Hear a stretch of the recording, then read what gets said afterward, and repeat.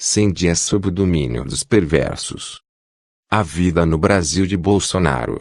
Um governo que faz oposição a si mesmo como estratégia para se manter no poder, sequestra o debate nacional, transforma um país inteiro em refém e estimula a matança dos mais frágeis.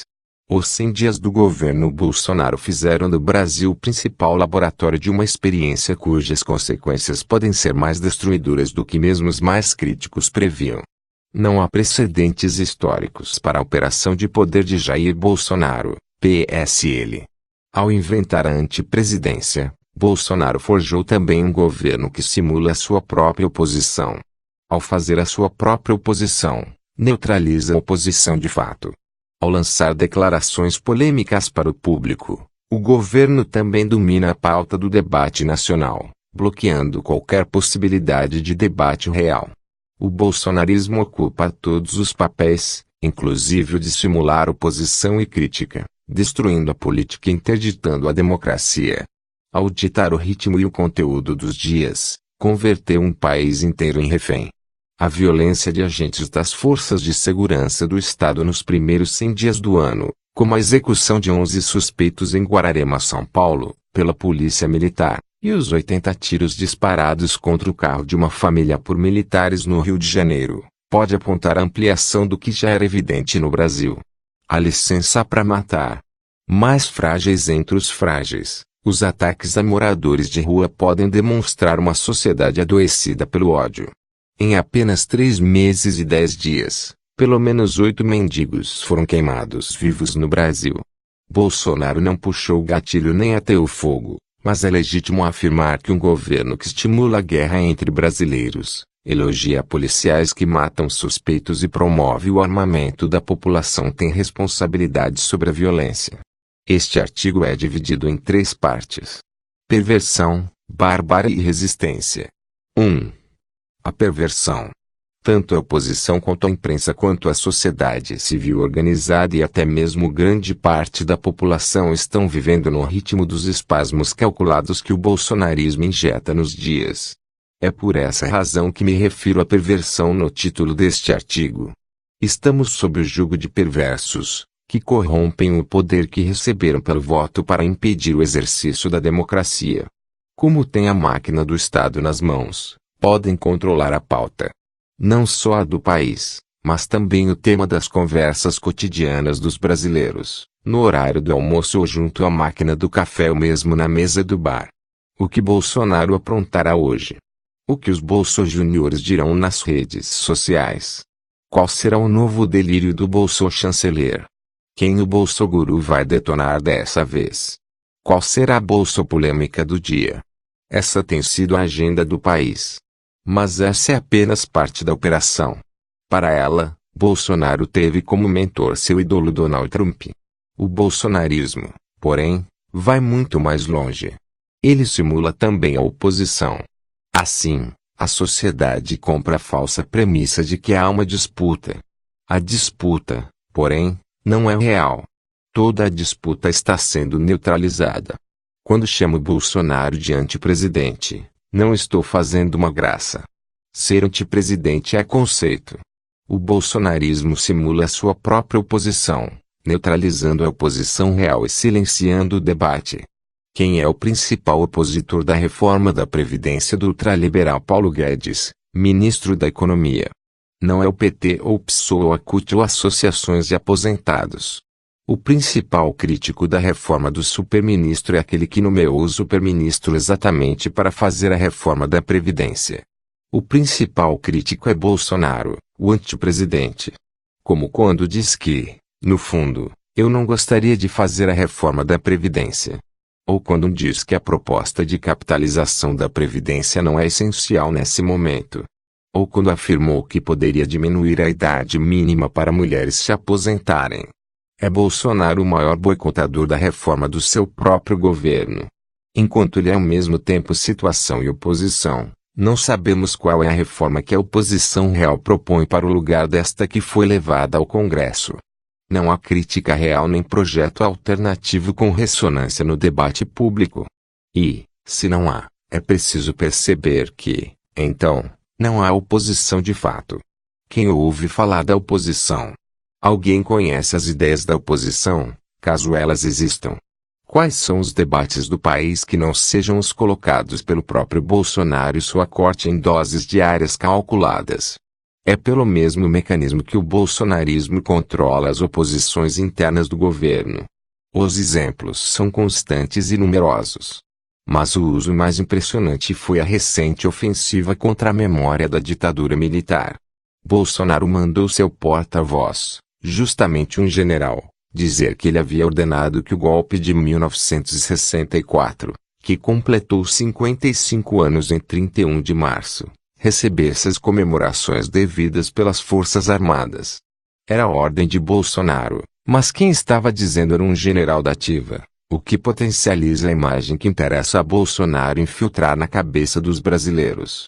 Ao mandar comemorar o golpe de 1964, Bolsonaro deu um golpe na ala militar do seu próprio governo.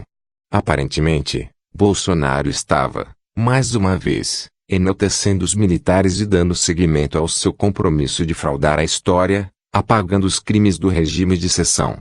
Na prática, porém, Bolsonaro deu também um golpe na ala militar do seu próprio governo.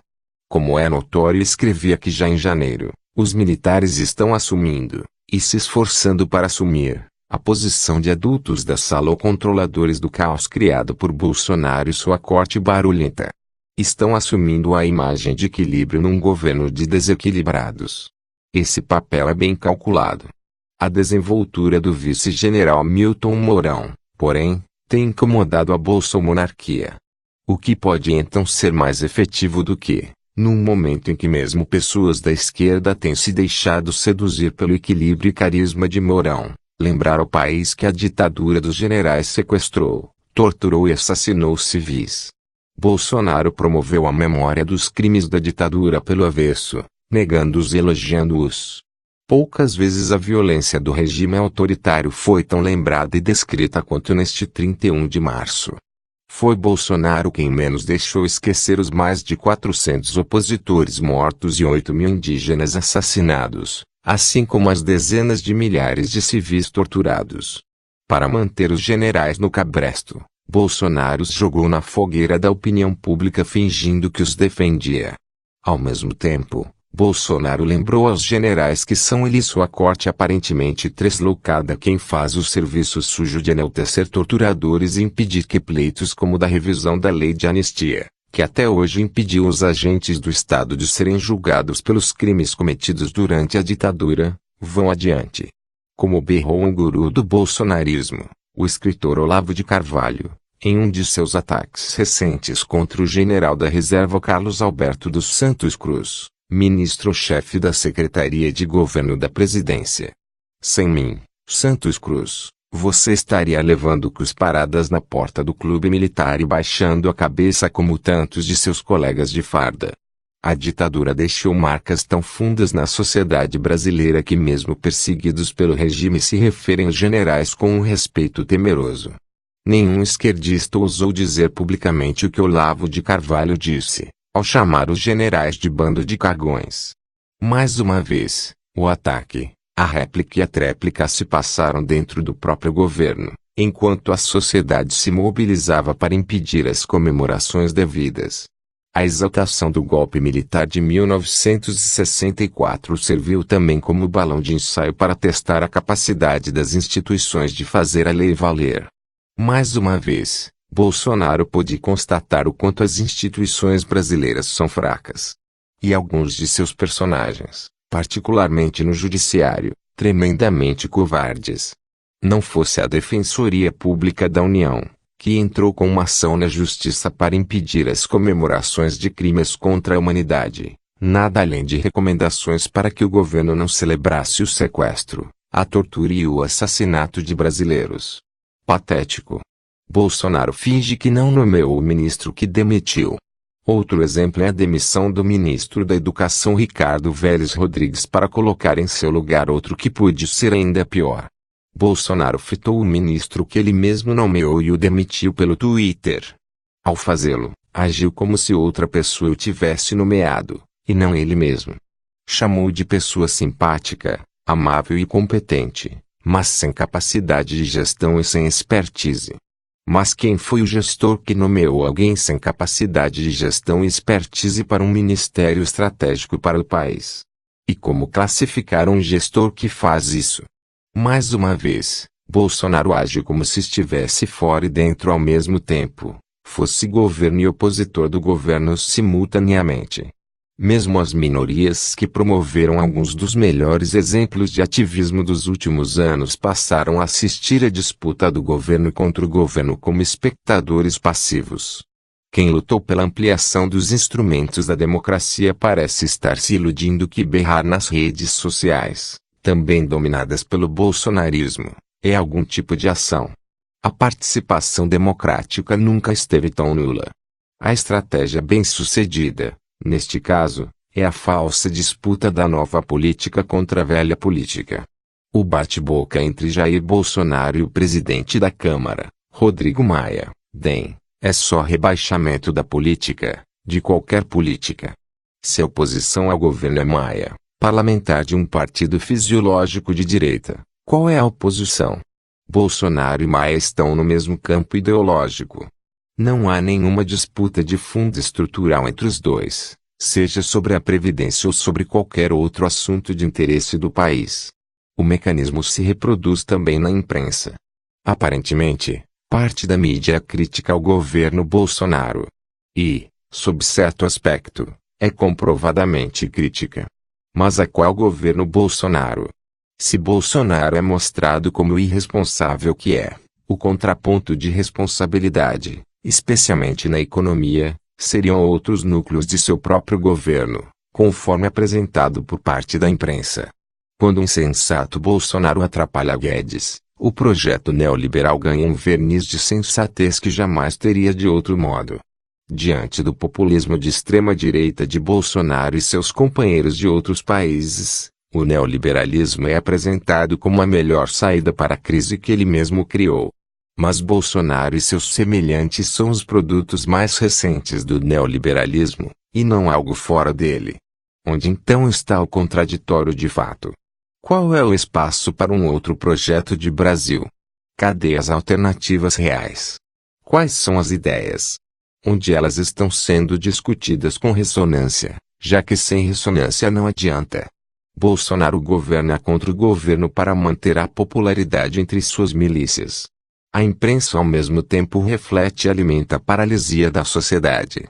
Os 100 dias mostraram que o governo Bolsonaro é ainda pior do que o fenômeno Bolsonaro. Bolsonaro não se tornará presidente, não vestirá a liturgia do cargo, como esperam alguns. Não porque é incapaz, mas porque não quer. Bolsonaro sabe que só se mantém no poder como antipresidente, como enfatizei em artigo anterior. Bolsonaro só pode manter o poder mantendo a guerra ativa. A oposição, assim como a maioria da população, foi condenada à reação, o que bloqueia qualquer possibilidade de ação. Se alguém sempre jogar a bola na sua direção, você sempre terá que rebater a bola. E quando pegar esta e liberar as mãos, outra bola é jogada. Assim, você vai estar sempre de mãos ocupadas, tentando não ser atingido. Todo o seu tempo e energia são gastos em rebater as bolas que jogam em você. Deste modo, você não consegue tomar nenhuma decisão ou fazer qualquer outro movimento. Também não consegue planejar sua vida ou construir um projeto. É uma comparação tosca, mas fácil de entender. É assim que o governo Bolsonaro tem usado o poder para controlar o conteúdo dos dias e impedir a disputa política legítima das ideias e projetos. 2. A barbárie. Mesmo a parcela mais organizada das minorias que tanto Bolsonaro tacou na eleição parece estar em transe, sem saber como agir diante dessa operação perversa do poder. Ao reagir, tem adotado o mesmo discurso daqueles que as oprimem, o que amplia a vitória do bolsonarismo. Um exemplo. O vídeo divulgado por Bolsonaro no Carnaval, mostrando uma cena de Golden Shower, foi definido como pornográfico por muitos dos que se opõem a Bolsonaro. Mas este é o conceito de pornografia da turma do antipresidente. Adotá-lo é comungar de uma visão preconceituosa e moralista da sexualidade. É questionável que dois homens façam sexo no espaço público e este é um ponto importante. Não deveriam e não poderiam. Mas não é questionável o ato de duas pessoas adultas fazerem sexo consentido da forma que bem entenderem, inclusive um urinando no outro. O ato pornográfico é o de Bolsonaro, oficialmente presidente da República, divulgar o vídeo nas redes sociais. É dele a obscenidade. A pornografia não está na cena, mas no ato de divulgar a cena pelas redes sociais. Diferenciar uma coisa da outra é fundamental. O discurso de ódio e de repressão à sexualidade está se infiltrando no país e sendo reproduzido mesmo pela esquerda. Outro exemplo. Quando a oposição tenta desqualificar o deputado federal Alexandre Frota, PSL, porque ele é ator pornô, está apenas se igualando ao adversário. Qual é o problema de ser ator pornô? Só os moralistas do pseudo-evangelismo desqualificam pessoas por terem trabalhos ligados ao sexo. Alexandre Frota deve ser criticado pelas suas péssimas ideias e projetos para o país, não porque fazia sexo em filmes para ganhar a vida. Criticá-lo por isso é jogar no campo do bolsonarismo e é também ser intelectualmente desonesto. Cada vez mais parte da esquerda tem se deixado contaminar, como se fosse possível deslegitimar o adversário usando o mesmo discurso de ódio. Na mesma linha, o problema do ministro da Justiça, Sergio Moro, não é o fato de ele falar cônjuge em vez de cônjuge, como fez por 2 vezes durante a audiência pública no Senado. Ridicularizar os erros das pessoas na forma de falar é a prática das piores elites, aquelas que se mantêm como elite também porque detêm o monopólio da linguagem. Poderia-se esperar que Moro falasse a chamada norma culta da língua portuguesa de forma correta, já que teve educação formal tradicional. Mas a disputa política deve se dar no campo das ideias e projetos. O problema de Moro é ter, como juiz, interferido no resultado da eleição. E, em seguida, ser ministro daquele que suas ações como funcionário público ajudaram a eleger. O problema de Moro é criar um pacote anticrime que, na prática, pode autorizar os policiais a cometerem crimes. Pela proposta do ministro da Justiça, os policiais podem invocar legítima defesa ao matar um suspeito, alegando excusável medo, surpresa ou violenta emoção. Neste caso, a pena pode ser reduzida pela metade ou mesmo anulada. O problema de Moro que interessa ao país não é, definitivamente, usar cônjuge em vez de cônjuge. Moradores de rua estão sendo incendiados vivos no Brasil. Entre janeiro e início de abril já foram pelo menos 8. Compreender como o discurso de ódio vai se miscuindo na mente de quem acredita estar se contrapondo ao ódio é eticamente obrigatório. Se o governo de Bolsonaro é também oposição e crítica ao próprio governo, isso não significa que ele não tenha um projeto e que este projeto não esteja se impondo rapidamente ao país. Está. Somos hoje um país muito pior do que fomos. E somos hoje um povo muito pior do que fomos. Parte do objetivo dos violentos e dos odiadores é normalizar a violência e o ódio pela repetição. O bolsonarismo tem conseguido realizar esse projeto com uma velocidade espantosa. Apenas em 2019, e escrevo na primeira quinzena de abril, pelo menos 8 moradores de rua foram queimados vivos no Brasil. Este é apenas um levantamento feito com base no noticiário, pode ser mais. Em 1 de janeiro, um morador de rua de 27 anos foi incendiado quando dormia em Ponta Grossa, no Paraná. Alguém passou, jogou álcool e colocou fogo no seu corpo. Teve mais de 40% do corpo queimado. Em 21 de janeiro, um morador de rua foi encontrado incendiado e morto numa praça de Curitiba, capital paranaense. 4 dias depois, em 25 de janeiro, José Alves de Melo, 56 anos, também morador de rua, foi agredido e queimado no imóvel abandonado da Grande Curitiba. Em 27 de fevereiro, uma moradora de rua foi queimada quando dormia embaixo de um viaduto, no Recife, capital do estado de Pernambuco. Ela sobreviveu. Em 17 de março, Josué Augusto Cordeiro da Silva, 27 anos, acordou já em chamas embaixo de uma marquise na cidade de Arapiraca, no estado de Alagoas. morreu no hospital. Em 1 de abril, um homem aparentando 30 e poucos anos morreu carbonizado próximo à escada rolante de uma estação de trem em Santo André, no ABC Paulista. O caso foi registrado como morte suspeita. Em 3 de abril, Roberto Pedro da Silva, 46 anos, foi incendiado quando dormia numa obra abandonada em Três Lagoas, em Mato Grosso do Sul.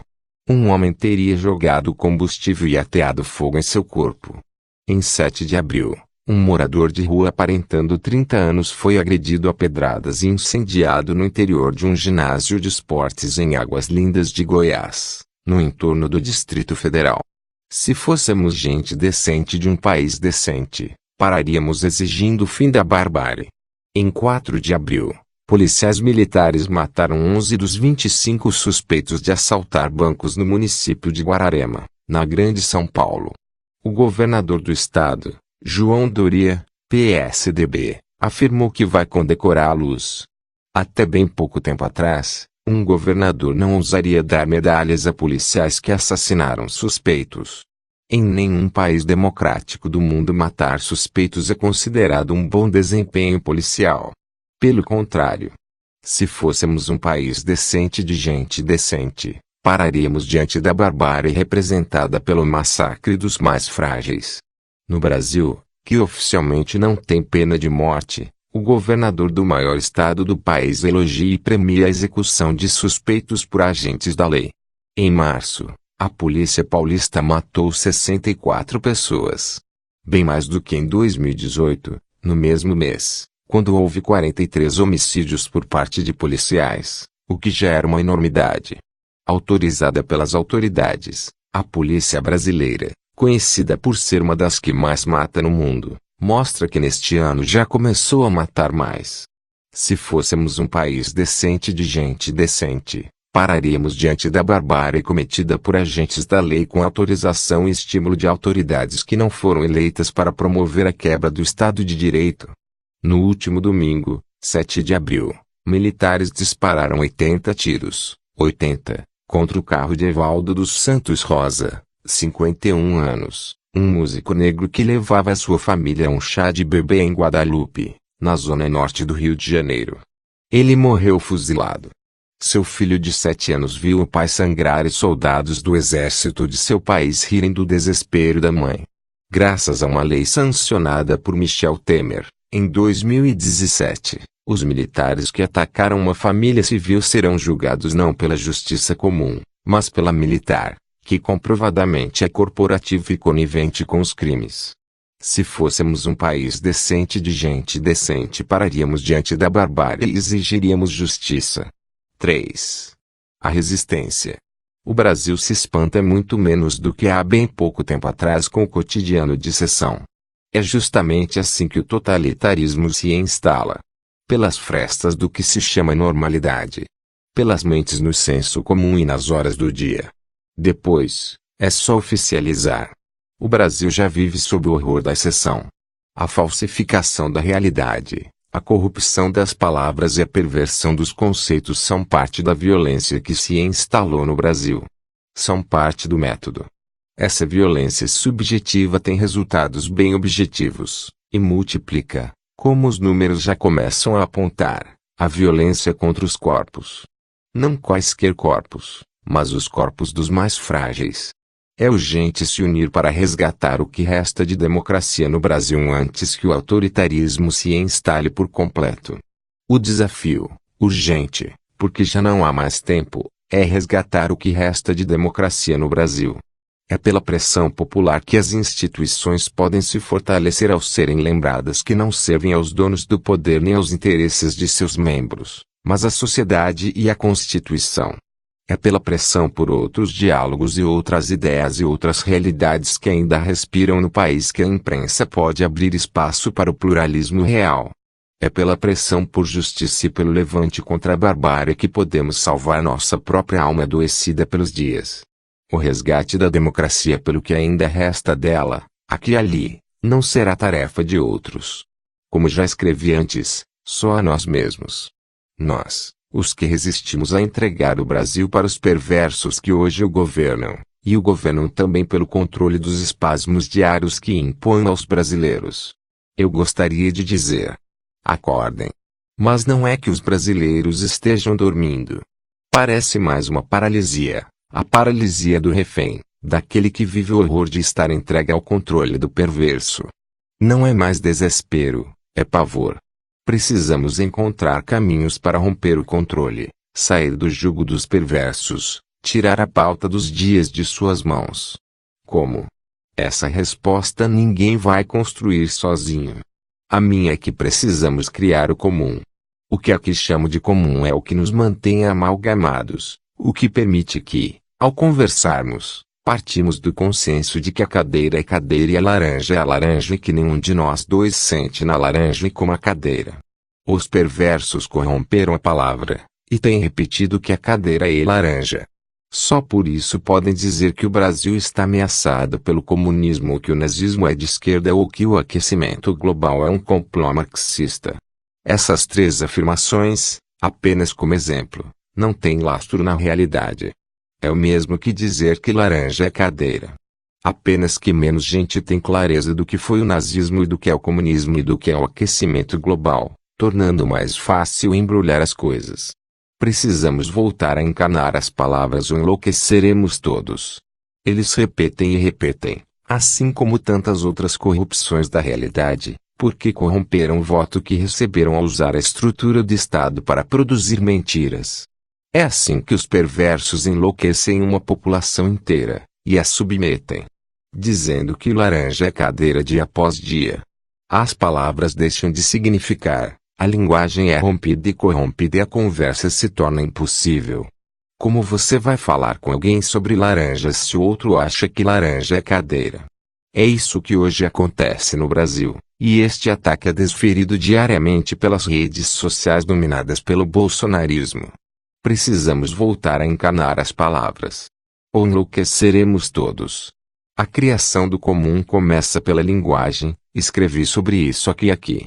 Precisamos também criar comunidade. Não comunidade de internautas que ficam gritando cada um atrás da sua tela. Mas comunidade real, que exige presença, exige corpo, exige debate, exige negociação, exige compartilhamento real. Não há nada que os regimes de exceção temam mais do que pessoas que se juntam para fazer coisas juntas. É por isso que Bolsonaro tanto critica o ativismo e os ativistas, e já deu vários passos na direção da criminalização do ativismo e dos ativistas. O ativista é aquele que deixa o conforto do seu umbigo e do seu entorno protegido para exercer a solidariedade. Governos como o de Bolsonaro agem para que cada um veja outro como inimigo, e por isso temem o ativismo.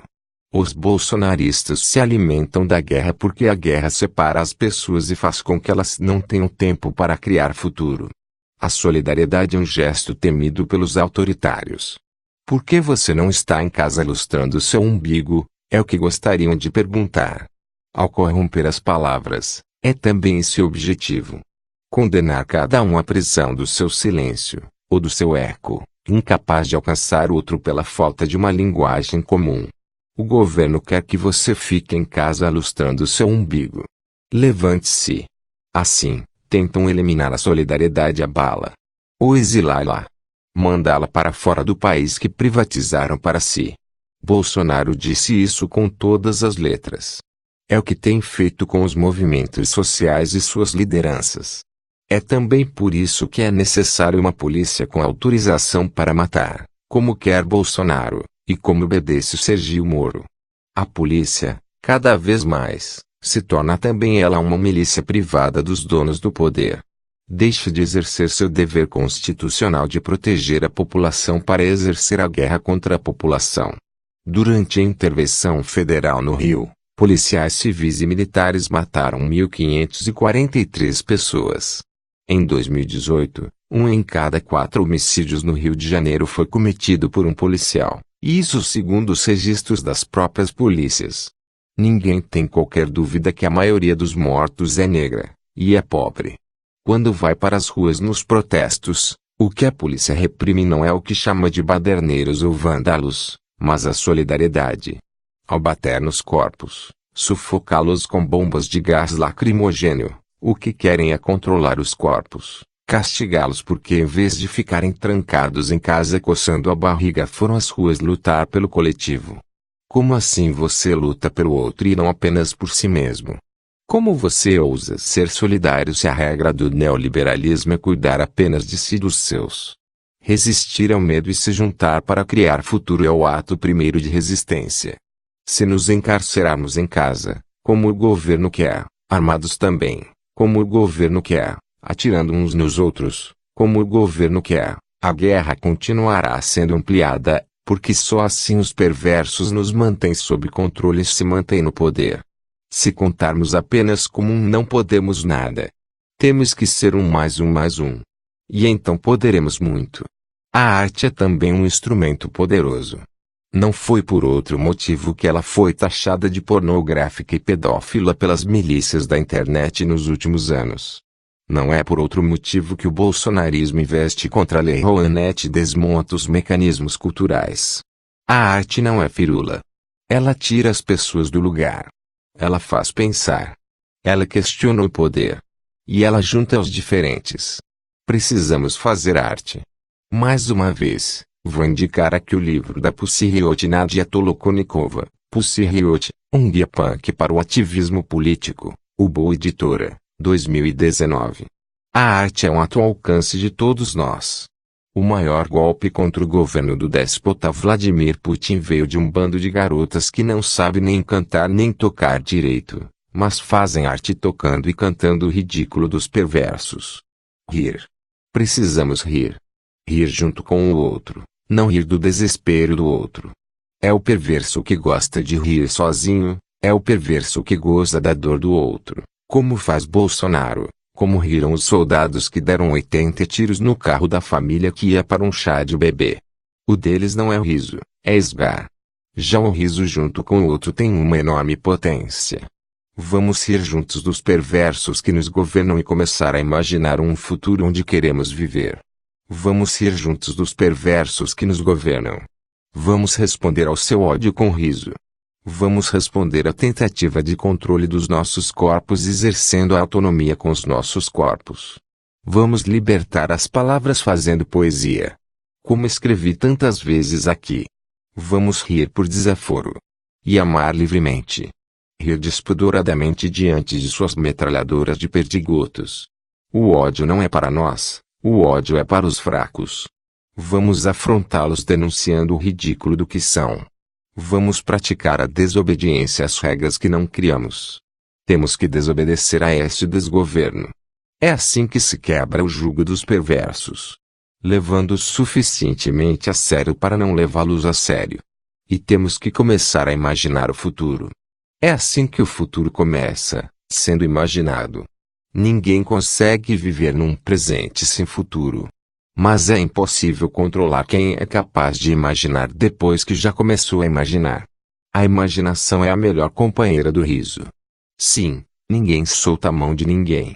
Mas não vamos ficar segurando as mãos uns dos outros paralisados em pânico. Vamos rir e criar futuro. Juntos. Lembre-se que a alegria é a prova dos 9. Nos 100 dias que já dura o domínio oficial dos perversos, foi o carnaval quem mais desafiou o exercício autoritário do poder. Pela alegria, pela sátira, pelo riso, pelos corpos nas ruas. Não há lei que nos obrigue a obedecer a um governo de perversos. Desobedeçam aos senhores do ódio. Os próximos 100 dias, e todos os outros que virão, precisam voltar a nos pertencer. Eliane Brum é escritora, repórter e documentarista. Autora dos livros de não ficção Coluna Prestes, O Avesso da Lenda, A Vida que Ninguém Vê, O Olho da Rua, A Menina Quebrada, Meus Desacontecimentos, e do romance Uma Duas. Site: desacontecimentos.com